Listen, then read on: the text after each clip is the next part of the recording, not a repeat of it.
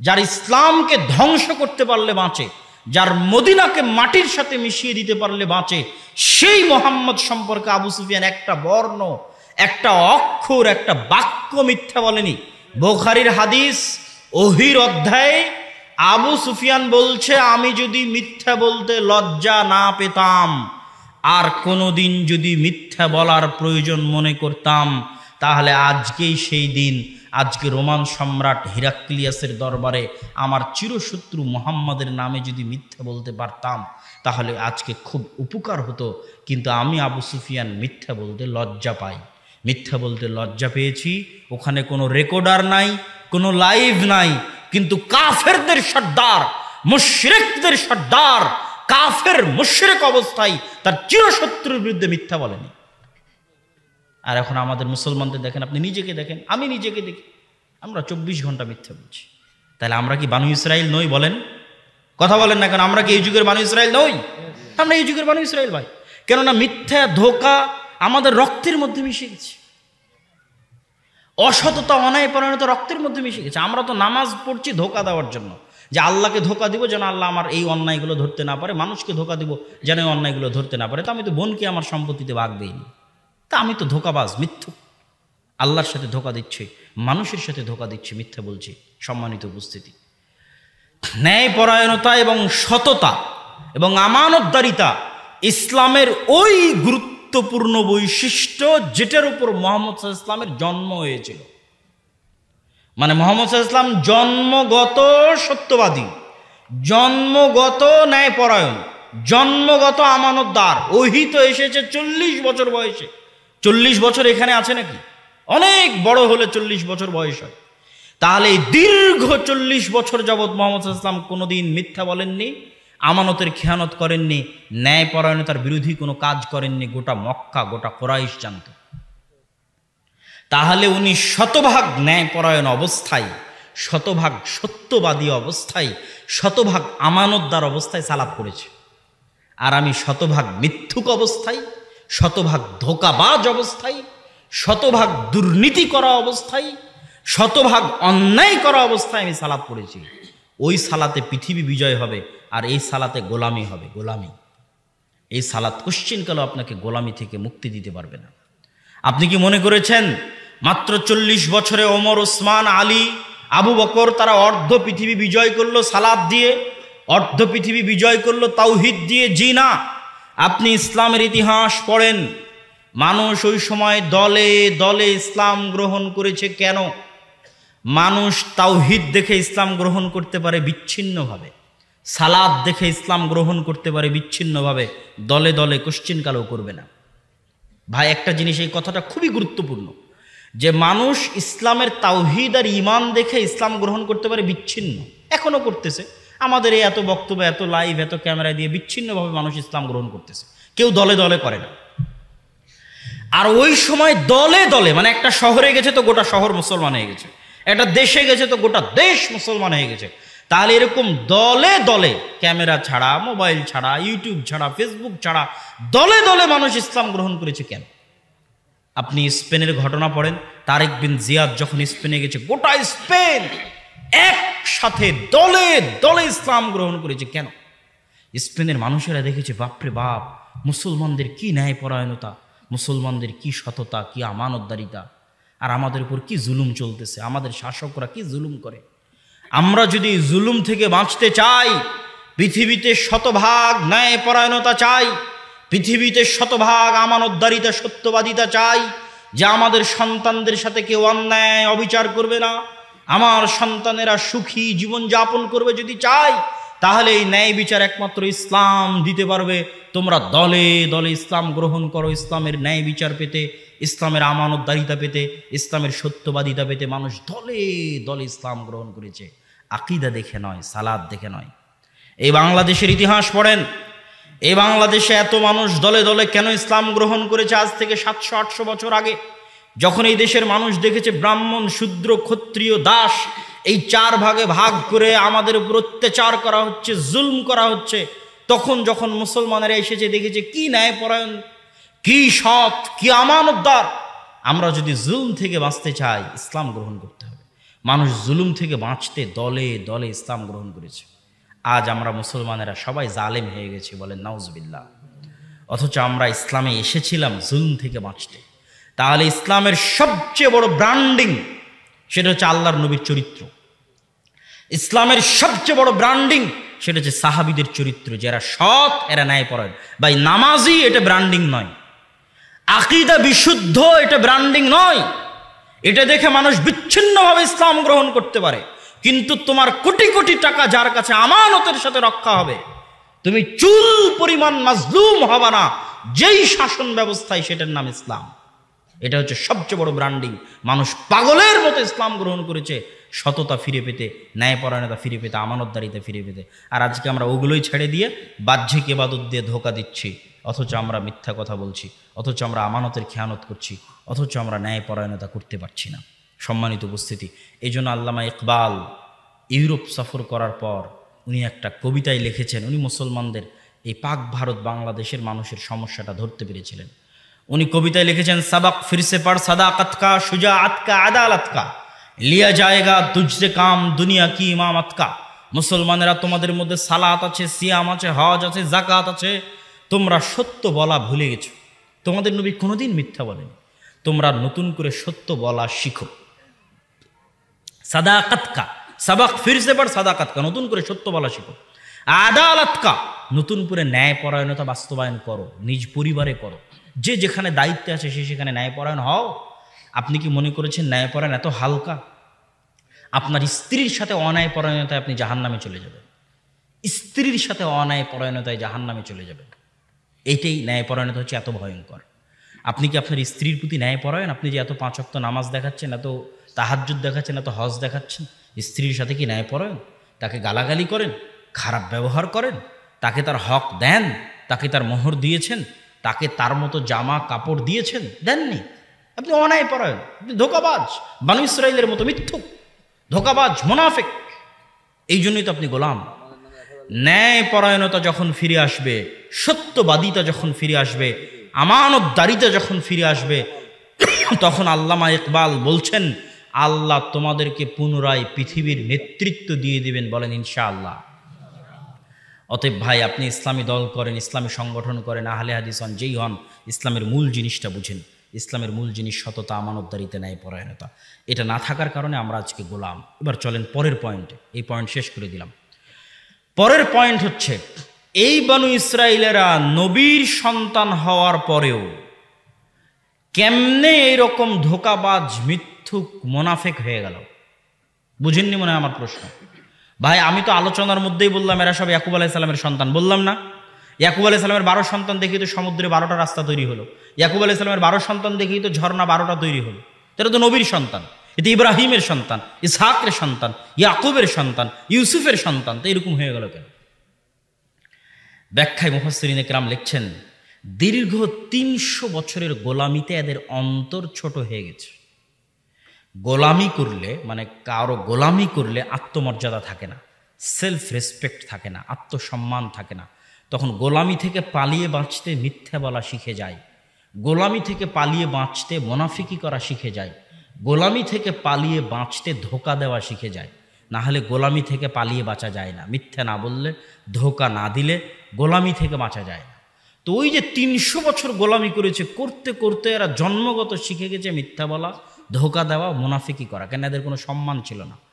আর এই জন্য interesting point, এই জন্যই আল্লাহ মুসা আলাইহিস সালামকে বনু ইসরাঈলদের মধ্যে বড় করেনি। মুসা আলাইহিস সালামকে নিয়ে গেছে ফেরাউনের বাড়িতে, যেন মুসা আলাইহিস সালাম তার জন্মগত আত্মসম্মান, আত্মমর্যাদার উপর বড় হন।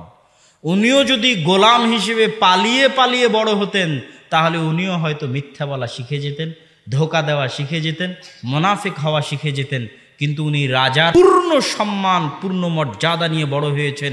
এই জন্য ওনার সততা, আমানতদারিতা তার জায়গায় বহাল ছিল। এই জন্যই যখন উনি ফেরাউনের বাড়ি থেকে বের হয়ে দেখছেন যে একদল ফেরাউনের লোক বনু ইসরাঈলের লোককে মারছে, তখন মুসা আলাইহিস সালামও এক থাপ্পড় দিয়ে অন দ্য স্পট ওই ফেরাউনের লোককে হত্যা করে দিয়েছেন। এই এক থাপ্পড় দেওয়ার জন্য যেই জাজবা লাগে, এই জাজবা কখনো গোলামের মধ্যে আসতে পারে না। এই জন্য মুসা আলাইহিস সালামকে আল্লাহ স্বাধীনভাবে মানুষ করেছে। তাহলে 300-400 বছরের গোলামিতে এদের অন্তর হয়ে গেছে ছোট। না হলে কি বলতে পারে আল্লাহকে না দেখলে ইমান আনবে না, তুমি আর তোমার আল্লাহ গিয়ে যুদ্ধ করো, অন্তর হয়ে গেছে ছোট। এবার আমরা মুসলমানেরাও সেম কারণে, একই কারণে বাংলাদেশের মুসলমানেরা মিথ্যা বলা শিখে গেছে, বাংলাদেশের মুসলমানেরা ধোঁকা দেওয়া রক্তের মধ্যে মিশে গেছে, দুর্নীতি রক্তের মধ্যে মিশে গেছে। কেন? আমরা ছিলাম 200 থেকে 250 বছর ব্রিটিশদের গোলাম। আমাদের বাপদাদাদের পিটিয়ে ব্রিটিশরা নীল চাষ করাতো, জমির মালিকানা পর্যন্ত ছিল না। আপনি সিএসএসে পর্চা দেখেন, যেই জমিদারের নামে খাজনা দেওয়া হতো ওই জমিদারের নামে জমি ছিল। শেরে বাংলা একে ফজলুল হকের অখণ্ড বাংলার প্রথম প্রধানমন্ত্রী হওয়ার পর জমিদারি প্রথা বিলোপ করার পর আমরা জমির মালিকানা ফিরে পেয়েছি। তাহলে 300 বছর যে জাতি গোলামি করেছে ও মিথ্যা বলবেই ভাই, কেননা আদি গোলামি করতে করতে মিথ্যা বলা শিখে গেছে। মিথ্যা না বললে চাকরি নাই, ধোকা না দিলে চাকরি নাই। তো মিথ্যা, ধোকা, দুর্নীতি রক্তের মধ্যে মিশে গেছে গোলামি করতে করতে। এই জন্য 100 জনের 90 জন মিথ্যা বলে, ধোকা দেয়, দুর্নীতি করে, না হলে ইনকামই নাই। কিন্তু যারা গোলামি করেনি তারা কিন্তু মিথ্যা বলা শিখেনি, যারা গোলামি করেনি তারা দুর্নীতি করা শিখেনি, তারা অসৎ হয়নি। তারা কারা? তাদের একজনের উদাহরণ দেই, যেমন আফগানিস্তান। এরা কোশ্চিনকালও গোলামি অ্যাকসেপ্টই করেনি, না ব্রিটিশদের, না রাশিয়ার, না আমেরিকার। গোলামি কবুল করেনি। তো গোলামি যখন কবুল করেনি তখন ওরা জন্মগত সততা, আমানতদারিতা, ন্যায়পরায়ণতার উপর প্রতিষ্ঠিত আছে। এই জন্য একজন পাঠানকে যদি আপনি গল্পের ছলেও বলেন, মজাক করেও বলেন যে কাল দুপুরে তোমার বাড়িতে আসবো, এমনি মজাক করে বলেছেন, আর দুপুরবেলা যদি ওর বাড়িতে না যান তাহলে আপনাকে গুলি করে উড়িয়ে দিবে, এরকম অসংখ্য নজির আছে। যে মুসলমান কথা দিয়ে কথা রাখে না, এটা হতে পারে? এটা কল্পনাও করতে পারে না পাঠান। যে জবান দিয়ে জবান রাখলো না, এটা পাঠান কল্পনাও করতে পারে না। কেন? কোনোদিন গোলামি করেন। ও এগুলো চালাকি, ধোকাবাজি বুঝে না। যে গোলামি করেছে ও গোলামি করতে করতে চালাকি, ধোকাবাজি, মুনাফিকি, দুর্নীতি, মিথ্যা শিখে গেছে। যারা আমরা বাঙালিরা, ইন্ডিয়ানরা শিখে গেছি। সম্মানিত উপস্থিতি, অতএব আমাদের নাজাতের রাস্তা উঠেই। তাহলে মুসলমানদের সামগ্রিক অধপতনের দ্বিতীয় কারণ এবার আসি। মুসলমানদের সামগ্রিক অধপতনের দ্বিতীয় কারণ হচ্ছে শিক্ষা। 1 নাম্বার কারণ পার করে দিলাম, সততা, আমানতদারিতা, ন্যায়পরায়ণতা। দ্বিতীয় কারণ হচ্ছে শিক্ষা। শিক্ষা কি? পৃথিবীর একমাত্র শিক্ষিত জাতি ছিল মুসলমানেরা, একমাত্র শিক্ষিত জাতি। যখন কর্ডোভায় কয়েক লক্ষ কলেজ এবং লাইব্রেরি ছিল এবং বিশ্ববিদ্যালয় ছিল। কর্ডোভা হচ্ছে স্পেনের মুসলমানদের রাজধানী। কয়েক লক্ষ লাইব্রেরি এবং বিশ্ববিদ্যালয় ছিল। তখন লন্ডনে মানুষ ভালো মতো টয়লেট পায়খানা করাও জানতো না। কৃষক, অশিক্ষিত, মূর্খ ছিল ইউরোপেরা। ওরা তো ওখান থেকে স্পেনে এসে জ্ঞান অর্জন করে আজকে শিক্ষিত হয়েছে। কিন্তু আল্লাহর কি নিয়ম, আজকে সেই মুসলমানেরাই শিক্ষা থেকে হাজার হাজার মাইল দূরে, লক্ষ কোটি মাইল দূরে। কি দিনই শিক্ষা, কি দুনিয়াবি শিক্ষা, দুটাতেই। কি দিনই, কি দুনিয়াবি, দুটাতেই। আপনি ইউরোপ, আমেরিকায় যান, মুসলমানেরা কি করে দেখেন, মুসলমানদের শিক্ষাগত যোগ্যতা দেখেন। আপনি মধ্যপ্রাচ্যে যান, মুসলমানেরা কি করে দেখেন, মুসলমানদের শিক্ষাগত যোগ্যতা দেখেন। মধ্যপ্রাচ্য যতই উন্নত হোক, ওগুলোর ইঞ্জিনিয়ারিং করার ক্ষমতা ওদের নাই। সব চাইনিজ আর আমেরিকান আর ইউরোপিয়ান কোম্পানি দিয়ে বানিয়েছে। আর ওদের কাছে আল্লাহ অঢেল টাকা দিয়েছে, এই টাকা বিনোদন আর পর্যটনের জন্য ব্যয় করে দিচ্ছে। কেউ শিক্ষার গুরুত্ব নাই কারো কাছে, কেউ শিক্ষিত না। আর আমাদের মতো থার্ড ওয়ার্ল্ড কান্ট্রি, এরা হচ্ছে ব্রিজ, কালভার্ট, রাস্তা। ভাই, ব্রিজ, কালভার্ট, রাস্তা যদি সোনা দিয়েও বানিয়ে দেন, আর যদি স্কুলে শিক্ষা না থাকে, কলেজে শিক্ষা না থাকে, তাহলে কালকে তো আপনার বন গ্রামে, আপনার বড়ই গ্রামের যে কলেজ হবে, যে মেডিকেল হবে, ওখানে ডাক্তারি করার জন্য ডাক্তার ইন্ডিয়া থেকে ভাড়া করে নিয়ে আসতে হবে, চায়না থেকে ভাড়া করে নিয়ে আসতে হবে। আর ওই ক্লিনিকের ঝাড়ুদার হবে এই এলাকার মানুষ, ওই ক্লিনিকের লেবার হবে এই এলাকার মানুষ। যেটা আমরা সৌদিতে দেখছি, মধ্যপ্রাচ্যে দেখছি যে আমাদের বাংলাদেশি ভাইয়েরা কি করে, বা ইউরোপ, আমেরিকায় দেখছি মুসলমানেরা কি করে, সব এই লেভেলের কাজ করে। তাহলে এটা কেন করতে পারছে না? এর চেয়ে উপরে কেন উঠতে পারছে না? শিক্ষা নাই। আর সেই শিক্ষাকে আরো ধ্বংস করা হচ্ছে। আল্লাহর ওয়াস্তে যা ছিল তার চেয়ে আরো ধ্বংস করা হচ্ছে, যেন বাংলাদেশের মানুষ 20 বছর 50 বছর পর যেন আরো গোলাম হয়। যতটুকু স্বাধীন ছিল যেন এতটুকু না থাকে, আরো যেন গোলাম হয়। এই গোলামির রাস্তা আরো সচেতন করা হচ্ছে, আরো সুপ্রশস্ত করা হচ্ছে। আপনি দুনিয়াবি শিক্ষা বাদ দেন, দিনের শিক্ষার কথা আসে। কয়টা মসজিদ আছে, টাইলস আছে, এসি আছে, মসজিদে দিন শিক্ষার ব্যবস্থা নাই কেন? মসজিদ কমিটির কাছে মসজিদের উন্নয়ন মানে টাইলস আর এসি, দিন শিক্ষার কোনো ব্যবস্থা নাই। তাহলে ওই মসজিদ যদি আপনি স্বর্ণ দিয়ে বানান আর ওই মসজিদের আশেপাশে সব মদখোর, গাঞ্জাখোর, জুয়াখোরে যদি পরিপূর্ণ হয়ে যায়, তাহলে স্বর্ণের মসজিদ ধুয়ে কি পানি খাবেন? আপনি কর্ডোভার মসজিদ দেখে আসেন। স্পেনের কর্ডোভার মসজিদে 70,000 মানুষ সালাত আদায় করতে পারবে। আমার জীবনের একটা ঐতিহাসিক, আমার কেন, যে কোনো মুসলমান তার জীবনের একটা ঐতিহাসিক ঘটনা হবে যদি সে স্পেনে গিয়ে কর্ডোভার মসজিদে প্রবেশ করে। তার চোখ দিয়ে পানি আসবেই আসবে, যদি ওর অন্তরে জাররা পরিমাণ ঈমান থাকে। এত বিশাল মসজিদ, এক মাথা থেকে আর এক মাথা দেখা যায় না। আজ থেকে 50 বছর আগে পৃথিবীর দ্বিতীয় বৃহত্তম মসজিদ ছিল এটাই। এক ফ্লোরে 70,000 মানুষ সালাত আদায় করতে পারবে, অথচ এই মসজিদ পুরোটাই মূর্তি দিয়ে পরিপূর্ণ হয়ে আছে। আপনি আজানও দিতে পারবেন না, সালাতও আদায় করতে পারবেন না। এটা একটা মসজিদ নয়, স্পেনের প্রত্যেকটা গির্জায় মসজিদ, প্রত্যেকটা গির্জায়। বাহির থেকে দেখবেন মিনার আছে, মেহরাব আছে, ডিজাইন মসজিদের, কারুকাজ মসজিদের, দেখেই মনে হবে ভেতরে ঢুকে সালাত আদায় করি। আর ভেতরে ঢুকার পর দেখবেন মূর্তিতে পরিপূর্ণ, আজানও নাই, সালাতও নাই। তাহলে মসজিদ আপনি স্বর্ণ দিয়ে বানিয়ে লাভ নাই, মসজিদ বিরান পড়ে থাকবে। মসজিদের আসল কাজ হচ্ছে তার মুসল্লিকে সে শিক্ষিত করতে পারলো কিনা, তার মুসল্লির মধ্যে দিনের জ্ঞান দিতে পারলো কিনা। এটাই তো মুহাম্মদ সাল্লাল্লাহু আলাইহি ওয়াসাল্লামের উদ্দেশ্য ছিল মসজিদ নববী তৈরি করায়। তাহলে মুসলমানেরা কি হয়ে গেছে? তাদের কাছে শিক্ষার গুরুত্ব নাই। আপনি বলেন কয়টা খ্রিস্টান মিশনারি আর এই যে যারা ট্রান্সজেন্ডার বাংলাদেশে ছড়িয়ে দিচ্ছে, শিক্ষা ব্যবস্থা ধ্বংস করছে, ব্রাকের মতো প্রতিষ্ঠান, আরও এরকম প্রতিষ্ঠান, এরা কয়দিন এরকম জালসা করেছে আমাকে বলেন?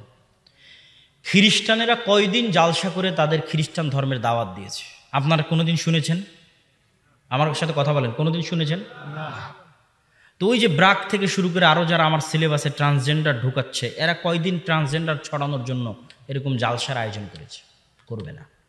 কেন? ওরা জানে যে এটা পাগলামি, এগুলো পাগলামি করে টাকা নষ্ট করে লাভ নাই, এই টাকাটা নিয়ে যায় শিক্ষায় লাগাও। বুঝেননি মনে হয় আমার কথা? আর মুসলমানেরা পাগল, এরা পড়ে থাক সারা শীতের সিজন জালসা করুক। একদম ক্লিয়ার কথা, এই কথার মধ্যে কোনো কাটছাট নাই, কোনো লুকোচুপি নাই। যদিও আমিও জালসায় এসেছি, কিন্তু ওরা জানে যে এরা মুসলমানেরা পাগল, এরা সারা শীতকাল জালসার সিজন করুক, আমরা শিক্ষাকে ধ্বংস করে দিই, শিক্ষা ব্যবস্থা নিয়ে কাজ করি, স্কুল বানাই, এদের ছেলে মেয়েদের পড়াই, এদের সিলেবাস পরিবর্তন করি, ওরা যা পারে করুক, যত বড় জালসা পারে করুক, কোনো সমস্যা নেই। জালসা করে কি করবে? এদের ছেলে মেয়েদের এসে আমার স্কুলে পড়বে। কথা মনে হয় বুঝতে পারেননি? ওর ছেলে মেয়েদের এসে আমার ব্রাকেই পড়বে।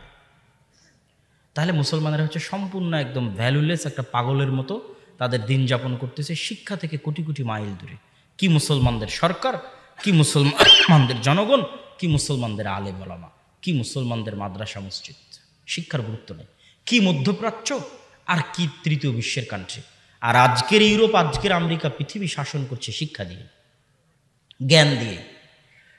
আপনি ইহুদি পল্লীগুলোতে যায় দেখেন যে ইহুদি পল্লীর কয়টা ইহুদি কি করে, আর কয়টা ইহুদি শিক্ষিত আর কয়টা ইহুদি অশিক্ষিত, আর কয়টা ইহুদি মদ খায়, কয়টা ইহুদি জুয়া খেলে, আর কয়টা ইহুদি free fire, PUBG, video game ওদের ছেলে মেয়েরা খেলে। আমি কখনোই বলছি না যে ইহুদিরা ভালো, এ কথা কখনোই বলছি না, কিন্তু তাদের সাথে আমাদের তুলনা করলে দেখা যাবে যে তারা যেই পরিমাণ পরিশ্রম করছে সেই তুলনায় আমরা অধঃপতনের দিকে এগিয়ে যাচ্ছি। তারা যেই পরিমাণ পরিশ্রম করছে ক্ষমতার জন্য, তারা যেই পরিমাণ পরিশ্রম করছে টিকে থাকার জন্য, আমরা তার বিপরীত রাস্তায় হাঁটতেছি। আর এটাই ইহুদিদের স্ট্র্যাটেজি, যে ওরা চায় গোটা দুনিয়ার মানুষ পাগল হয়ে যাক। ওরা খ্রিস্টানদের পাগল বানিয়ে রেখেছে। খ্রিস্টানরা মদ খায় রাস্তায় পড়ে থাকে। আপনি ইউরোপের রাস্তায় হাঁটলে কতজনকে দেখবেন মদ খায় রাতের বেলা পড়ে আছে, আমি নিজে দেখেছি। ওরা কোনোদিন মদ খাবে না, ও মদের মধ্যে নাই। প্রত্যেকটা বাজারে বাজারে পাবস আছে জুয়া খেলার জন্য। খ্রিস্টানরা এরা জুয়া খেলে মরে যাক, মুসলমানেরা জুয়া খেলে পাগল হয়ে যাক, ওরা জুয়া খেলবে না, ও জুয়া খেলার মধ্যে নাই। এদের সন্তানেরা ভিডিও গেম খেলে, ক্রিকেট নিয়ে, ফুটবল নিয়ে, আর এই যে বিপিএল আর পিএসএল নিয়ে ধ্বংস হয়ে যাক, ওরা এগুলোর মধ্যে নাই। ওরা আছে জ্ঞান, বিজ্ঞান, পড়াশোনা। আর এই জিনিসগুলো একজনকে আপনি যত খাওয়াতে পারবেন তত গোলাম বানাতে পারবেন। গোলাম বানানো সহজ ভাই, আপনাকে আমি নেশাগ্রস্ত করতে পারলে আপনাকে গোলাম বানানো সহজ। আপনাকে অশিক্ষিত করতে পারলে আপনাকে গোলাম বানানো সহজ। আপনাকে video, free fire, PUBG, cricket, ফুটবলের নেশায় মত্ত রাখতে পারলে গোলাম বানানো সহজ। তো গোলাম হতে হতে আপনি গরু ছাগলের মতো হবেন, আর আমি আপনাকে গরু ছাগলের মতো জবাই করব। আপনি কিছুই করতে পারবেন না ভাই, কেননা শিক্ষা এবং জ্ঞান হচ্ছে আমার হাতে আছে। শিক্ষা জ্ঞানের ফজিলত বলতে গিয়ে আমি কোরআন হাদিস অনেক দিতে পারি, অসংখ্য পেশ করতে পারি, কিন্তু আমি তাদের সাথে তুলনামূলক পর্যালোচনা করতেছি এই কারণেই যেন আমরা বুঝতে পারি আরও শক্তভাবে, আরও ভালোভাবে, আরও কঠিনভাবে। তারা করতেছে এই জন্যই করতে হবে এটা নয়, কিন্তু আমার দিনটাই তো শিক্ষার দিন, জ্ঞানের দিন। আল্লাহ সুবহানাহু ওয়া তাআলা তার নিজের নাম কি রেখেছে? আলিম, মানে সকল, সবচেয়ে জ্ঞানী, সবার চেয়ে বড় জ্ঞানী। আল্লাহ বলছে আমি মানুষকে জ্ঞান দিয়েছি সামান্য পরিমাণ। মহাসমুদ্রের মধ্যে সূঁচ ডুবিয়ে তুললে যতটুকু পানি উঠবে, মানুষ সারা পৃথিবীর যত জ্ঞানী বিজ্ঞানী এদের কাছে যত জ্ঞান আছে, আল্লাহর জ্ঞানের তুলনা হচ্ছে এরকম। ওই পানিটুকু হচ্ছে দুনিয়ার মানুষের জ্ঞানে, বিশাল মহাসমুদ্র হচ্ছে আল্লাহর জ্ঞান। তো আল্লাহ কি এমনি রব হয়েছে? আল্লাহ জ্ঞানী দেখে আল্লাহ রব হয়েছে। বুঝেননি মনে হয় আমার কথা? মানে আল্লাহ জ্ঞানী দেখেই তো আল্লাহ রব, বুঝতে পারেননি? আল্লাহ ইবাদতের যোগ্য কেন ভাই? আল্লাহর রব, আল্লাহ জ্ঞানী, এই জন্য ইবাদতের যোগ্য। তাহলে যে জ্ঞানী হবে ও আল্লাহর মতো সম্মানী হবে। বুঝেননি মনে হয় আমার কথা? দুনিয়াতেও যে জ্ঞানী হবে ও কার মতো সম্মানিত হবে? আল্লাহর মতো সম্মানিত হবে। আল্লাহ সম্মানিত কেন? জ্ঞানী, মহাজ্ঞানী, এই জন্য তিনি ইবাদতের যোগ্য, এই জন্য তিনি রব। আর আমরা সব জাহেল হয়ে বলছি আমরা আমাদের সব কিছু হয়ে যাবে। জি না, আমার আল্লাহ তো জাহেল নয়, তাহলে আমি কেমনে জাহেল হয়ে বলবো যে আমি